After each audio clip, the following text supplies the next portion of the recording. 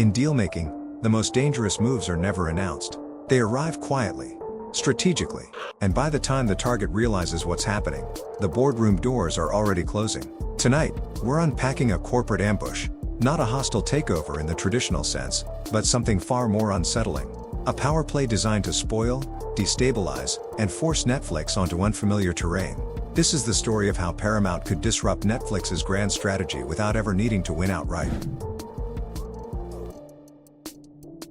Most people think big media deals fail because of regulators, valuations, or bad timing.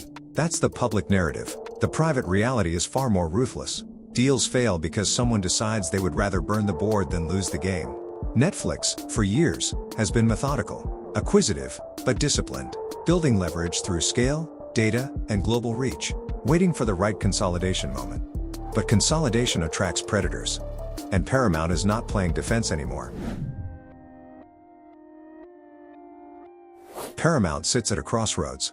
A historic studio with iconic franchises, deep relationships in Hollywood, but facing the same existential question as every legacy media company. How do you survive when distribution is no longer scarce? Paramount understands something crucial.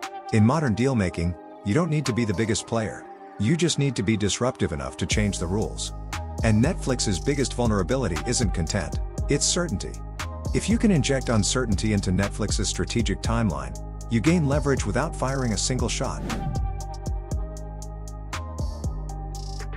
A corporate ambush doesn't look like aggression. It looks like optionality. Strategic bids, sudden alliances, unexpected capital commitments, quiet conversations with regulators, talent, and institutional shareholders.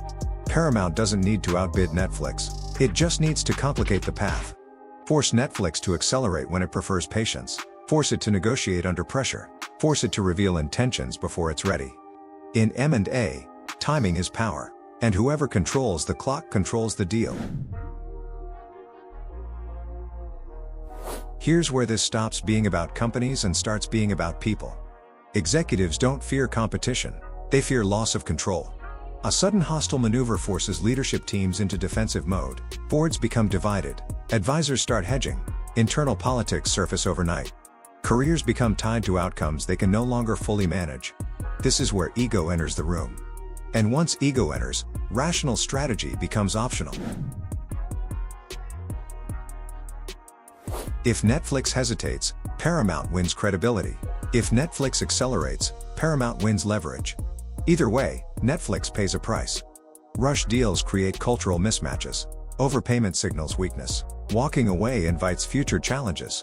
This is the brilliance of the ambush. Paramount doesn't need to win the asset. It just needs to destabilize the market. In high-stakes deal-making, disruption is often more powerful than ownership. Once one player breaks formation, everyone adjusts. Disney reassesses. Amazon recalculates. Apple watches closely.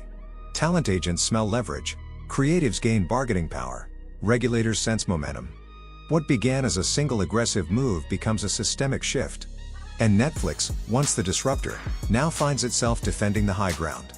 In business, the most effective attacks don't aim for destruction. They aim for distraction. Paramount's power play isn't about conquest, it's about control, about forcing Netflix into decisions it didn't want to make yet.